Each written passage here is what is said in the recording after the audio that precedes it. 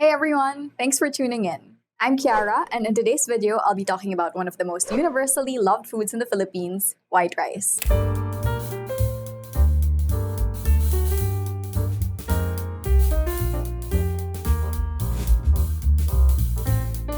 Why do Filipinos love white rice? I can think of 5 reasons. For one, it's deeply rooted in our history. It's a staple crop that's been growing in the Philippines for thousands of years, so it's no surprise that the affinity towards it can withstand generations. Second, we are here for the taste. It's considered an everyday comfort food because it complements so many of our dishes. The neutral flavor of rice balances out the bold, savory, saucy, and even sour flavors of Filipino cuisine.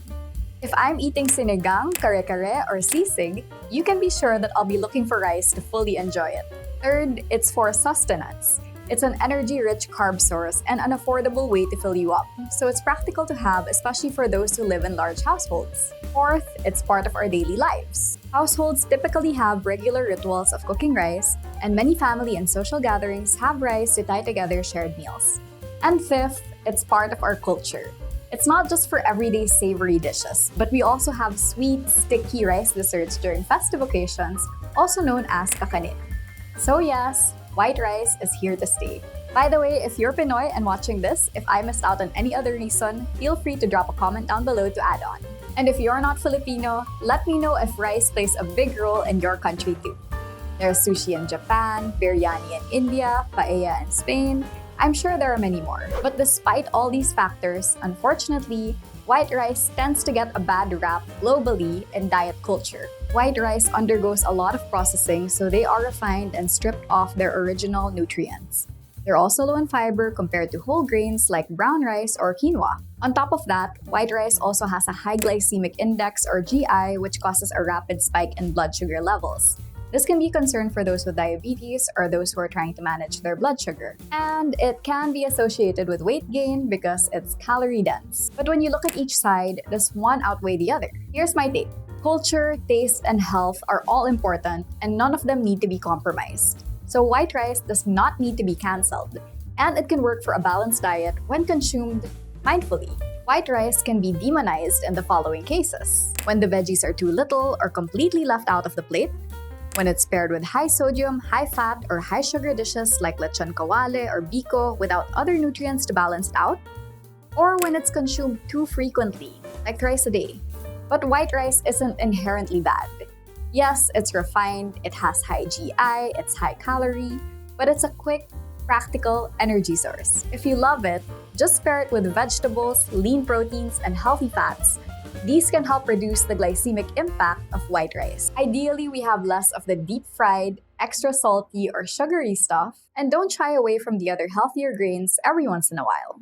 But really, if you want to enjoy white rice in all its glory, the best way to do so is to make it part of a balanced meal and in moderate portion sizes. But if you want some hacks to make it healthier, I have 4 great ones.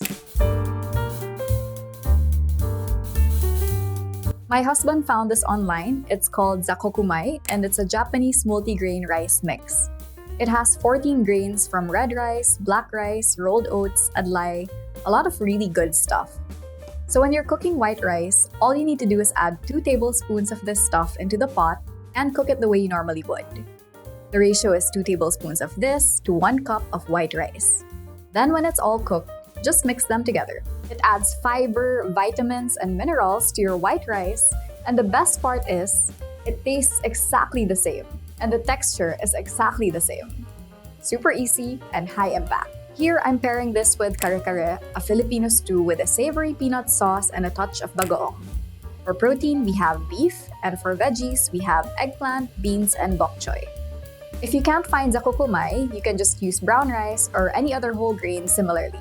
Just rinse and add a bit of that into your white rice while cooking it, and that will already boost the overall nutrient profile.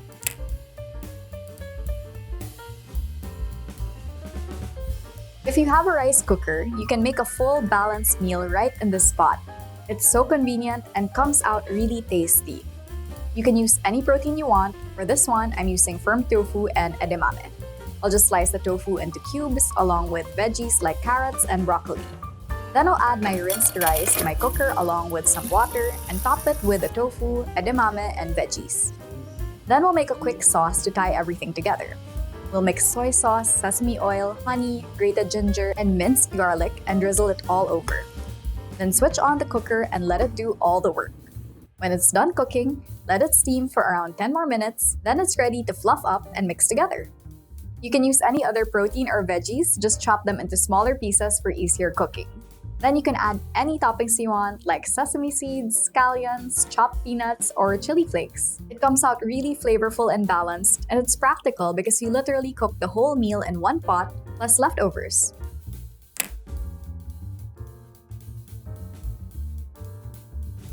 If you have bone broth, consider cooking your rice in it. Bone broth contains collagen and amino acids that support skin, joint, and gut health.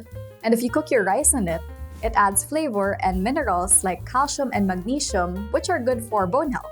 Just use the same ratios as you normally would with rice to water.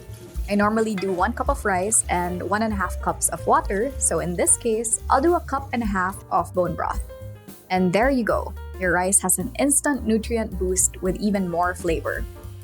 You can also use chicken stock, but the nutrients could be less concentrated depending on how it's prepared. So I'm pairing the rice with caldereta, a rich, savory Filipino stew made with beef, tomatoes, liver spread, and veggies like carrots, potatoes, and bell peppers.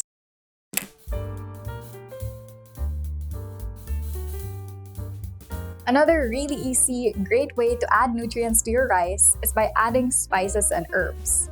There are many benefits linked to various spices and herbs like better digestion and stronger immune system. Turmeric is a great spice to add when cooking rice. It lends a beautiful golden color, a mild earthy flavor, and anti-inflammatory properties.